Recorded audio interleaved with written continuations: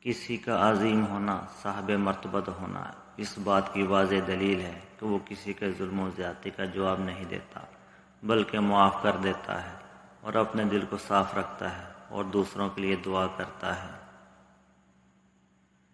گلے میں حرام کی قمیض ہے اور تیرے پیٹ میں حرام کا لقمہ ہے تو اللہ کو تیری نمازوں سے کیا لینا دینا، بغیر چھت کے رہیں لیکن حلال کمائیں۔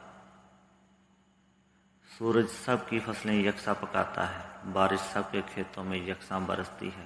جب اللہ نے تقسیم نہیں کی تو خدارا تم کیوں کرتے ہو؟ سب کو برابر کی سطح پر عزت دو، احترام کرو اور خوش اخلاقی سے آپس میں پیش آؤ۔ انسانوں کو درجوں میں تقسیم مت کرو، امیر غریب کی، نیک و بد کی، اپنے کی پرائے کی، یہ درست نہیں۔ اللہ نے یہ تقسیم نہیں کی۔ درجوں میں بانٹ کر تم اپنے آپ کو ایک دوسرے سے جدا کر لیتے ہو۔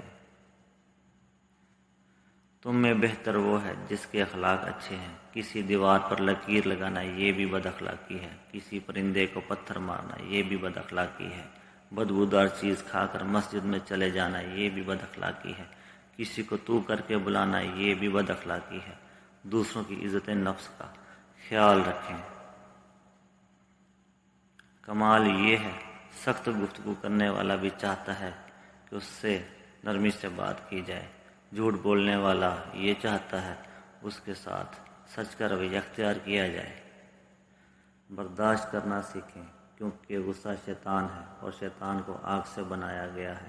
اگر وضو میں رہیں گے تو آپ کو غصہ کم آئے گا اور اگر آپ کو زیادہ غصہ آئے تو پانی پئیں۔